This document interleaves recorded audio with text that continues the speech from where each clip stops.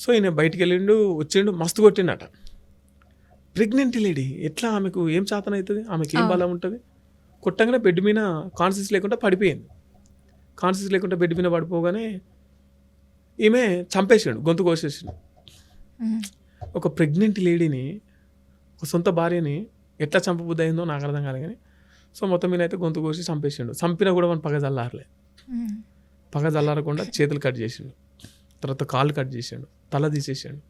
ఇవన్నీ ముక్కలుగా నరికి ముక్కలుగా చేసి బ్లాక్ కవర్ ఉంటుంది, పెట్రోలింగ్ బయట తిరుగుతుంది, ఇబ్బంది అవుతుంది, మళ్ళీ ఏడ దొరుకుతామని చెప్పేసి బ్లాక్ కవర్లు అన్ని ముక్కలు తీసుకొని అక్కడున్న మూసీ నది, ఆ మూసీ నదిలో పాడేసాడు. పాడేసిన తర్వాత చుట్టుపక్కల వాళ్ళకి అక్కడికి డౌట్ వస్తుందంట, వీళ్ళింట్లో ఏదో సౌండ్ వస్తుంది, వీళ్ళింట్లో ఏదో అవుతుందని చెప్పేసి వస్తూనే ఉందంట, డౌట్ వస్తూనే ఉందంట.